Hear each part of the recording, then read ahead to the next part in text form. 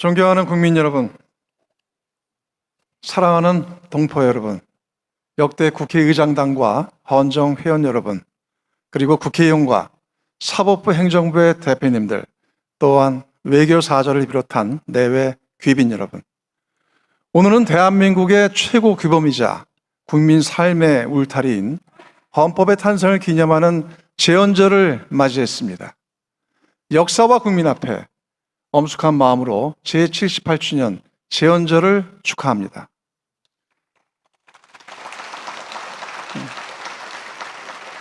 78년 전 오늘, 오직 나라를 바로 세우겠다는 애국심으로 민주공화국의 기초를 세운 198분의 제헌 의원들이 계셨습니다. 전쟁의 참화와 엄혹한 시절 속에서도 국회를 지키며 우회주의를 수호했던 자랑스러운 선배들이 있었습니다. 자유롭고 정의로운 대한민국이 있기까지 헌신해 오신 선열들과 위대한 국민 여러분께 고개 숙여 존경과 감사의 인사를 드립니다.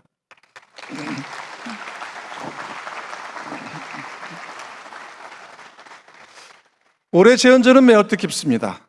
18년 만에 공휴일로 재지정되어 제헌절이 온전히 국민의 품으로 돌아온 것입니다. 이것은 단순한 쉬는 날이 늘어난 것이 아닙니다. 헌법의 상징성에 걸맞게 제헌절의 위상을 높인 역사적 진전입니다. 국민의 뜻을 모아 재지정 법안을 통과시켜 주신 22대 국회의원 여러분과 오랫동안 힘써 주신 제헌국회의회, 유족회에 깊이 감사드립니다.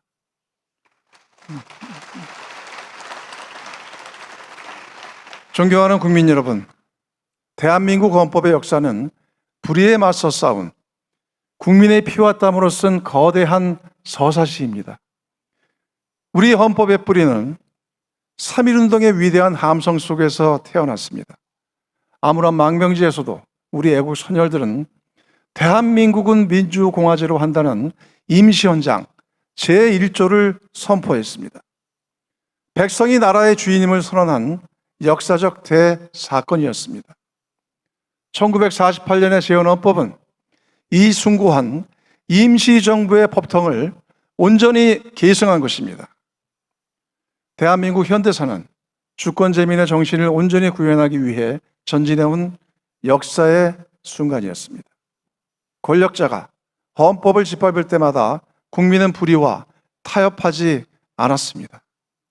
4.19 혁명, 5.18 민주화운동, 6월 민주항쟁에 이르기까지 우리 국민은 헌법을 지켜낸 위대한 수호자였습니다. 국민주권의 역사는 끊임없이 새로 쓰이고 있습니다.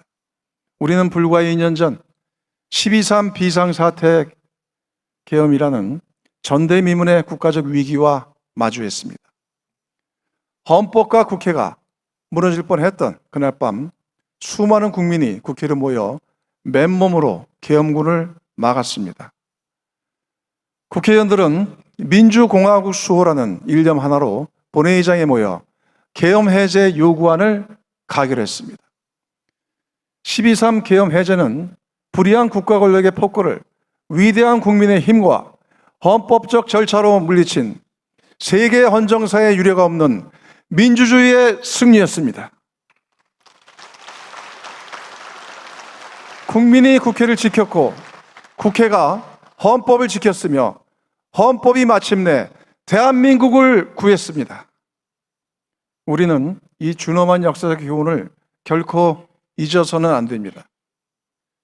저는 민주공화국을 수호한 12월 3일을 국민주권의 날로 지정하도록 하겠다는 것을 국민 여러분께 약속드립니다. 국민이 주인임을 증명한 그날을 민주주의의 위대한 이정표로 삼아 우리 헌정사에 찬란하게 세우도록 하겠습니다. 존경하는 국민 여러분, 국민이 지키는 헌법의 토대 위에서 대한민국은 세계 역사상 가장 눈부신 발전을 이뤄냈습니다. 원조를 받던 최빈국에서 이제는 세계의 번영을 이끄는 당당한 리더로 우뚝 서고 있습니다. 강력한 경제력과 국방력을 바탕으로 세계 무대에서 활약하고 있으며 한국 문화의 매력은 전 세계인의 마음을 사로잡고 있습니다. 그러나 아직 이러한 성과에 안주하기에는 우리 앞에 밀려오는 위기의 파고가 높습니다. 세계는 거대한 전환기에 돌입하였습니다. 자국 우선주의와 힘의 논리가 국제 질서를 지배하고 지정학적 갈등과 보호무역주의의 압박은 우리 경제를 위협하고 있습니다.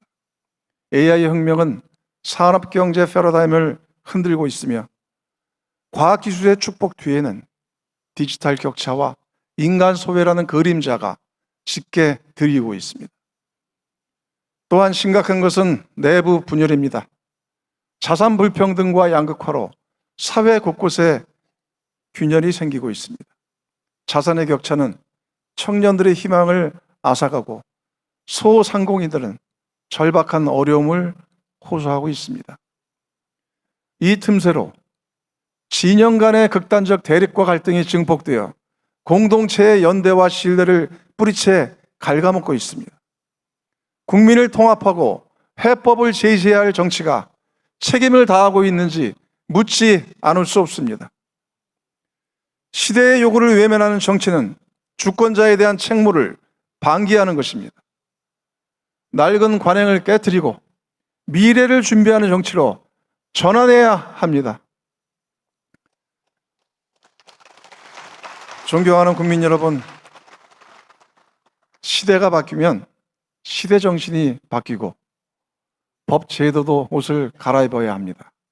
국가의 최고 기본인 헌법은 종이 위에 박제된 글씨가 아닙니다. 시대를 비추는 거울이며 국민의 삶을 담아내는 큰 그릇입니다. 헌법은 권력 구조를 규정할 뿐만 아니라 국민의 기본권을 보장하고 인간다운 삶을 선언하는 국민 안전보장 계약서입니다. 그러기에 헌법은 가장 낮은 곳에 있는 국민의 눈물을 투영하는 모두의 헌법이어야 합니다. 현행 87년 헌법은 국민 주권을 실현한 성과물로 지난 40년 가까이 우리 대한민국의 국가 시스템과 사회를 지탱해 왔습니다. 하지만 한 세대를 지나는 동안 우리 사회의 규모와 국민의 권리의식은 비교할 수 없을 만큼 성숙해졌습니다. 현행 헌법은 핸드폰도 그리고 인터넷도 없었고 기후위기라는 단어 자체가 생소하던 시절에 만들어졌습니다. 초고령 사회와 인구 소멸이라는 위기 앞에서 헌법은 국가의 책무를 뚜렷하게 명시하지 못하고 있습니다. AI 대전환 시대에 기술 혁신과 인간 존엄의 균형을 어떻게 잡을 것인지에 대한 통찰도 부족합니다. 법이 시대와 현실을 따라가지 못하는 이른바 헌법 지체 현상입니다. 오늘 이 자리에는 현행 헌법의 지체 속에서 기본권을 온전히 구제받지 못한 5분이 함께하고 계십니다. 이명자님, 5.18 당시 사형수였던 정동련님의 배우자이자 5월 어머니집 관장을 역임하셨습니다. 5.18 민주화운동이 헌법 전문에 새겨졌더라면 역사적 왜곡과 희생자들에 대한 명예훼손을 막을 수 있을 것이었습니다. 이정민님, 이태원 참사 유가족 협의회 위원장으로서 재난에 대한 국가의 대응 책임을 강화하는 데 앞장서 오셨습니다. 생명안전권을 헌법에 명시함으로써 국민의 생명을 보호하는 국가의 책임을 구체화해야 합니다. 그리고 박미숙님, 군 복무 중 제때 치료를 받지 못해 안타깝게 순직한 고 홍정기 일병의 어머니이십니다. 군경의 국가 배상 청구를 제한하는 헌법 제29조 제2항은 유신헌법의 잔재임에도 아직도 개정되지 않아 억울한 일이 반복되고 있습니다. 김보리님, 정부를 상대로 기후헌법 소원을 제기하여 탄소중립기본법에 대한 헌법 불합치 결정을 끌어낸 청년 활동가입니다. 미래 세대에 대한 책임과 지속 가능한 환경에 대한 인식을 헌법이 담아내지 못하고 있음을 세상에 알렸습니다. 그리고 마지막으로 할라자트님, 이 공동체의 일원으로 성실히 살아가고 있는 고려인 동포입니다. 전세 사기로 삶의 터전을 잃었지만 국민이 아니라는 이유로 헌법의 보호 밖으로 밀려났습니다. 대한민국 헌법은 이 땅에서 살아가는 모든 사람들이 인간다운 삶을 누릴 수 있도록 울타리가 되어줘야 합니다.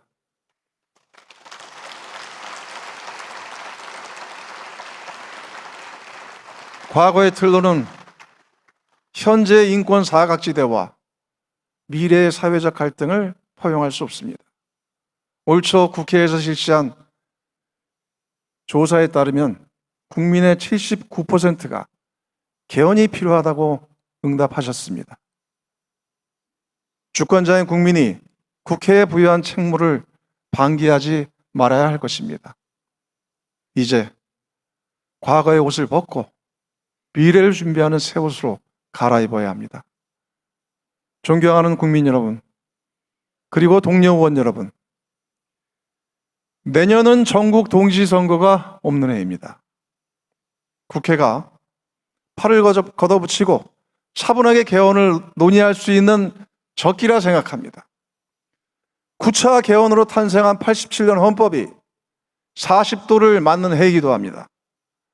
국민의 열망과 나라의 미래를 담은 개헌으로 오래 미뤄온 시대적 책무를 완수해야 합니다.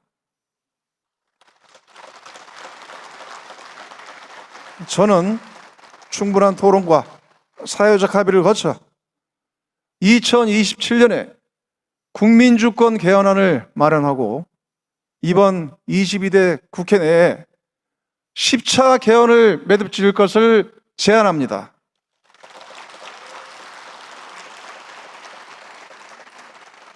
신속하게 개헌 추진 기구를 출범시키고 내년에 본격적인 공론화를 거쳐 지혜를 모읍시다. 국민 모두가 공감할 수 있는 개헌안의 뼈대를 완성해냅시다.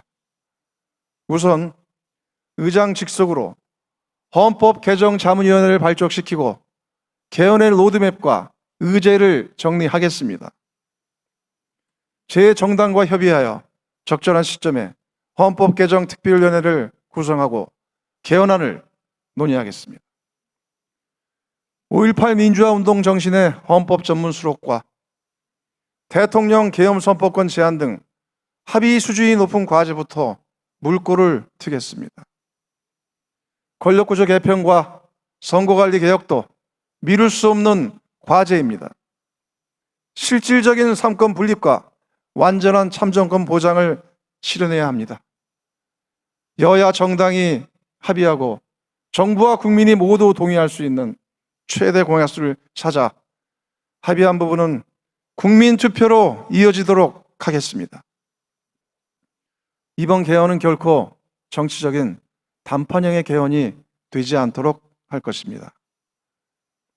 국회는 주권자인 국민이 개헌의 주인이 될 수 있도록 국민 참여형 디지털 플랫폼 가칭 모두의 헌법을 구축하겠습니다. 국민이 직접 제안하고 토론하는 집단 시성의 장을 만들어 국민주권 개헌을 완수하겠습니다.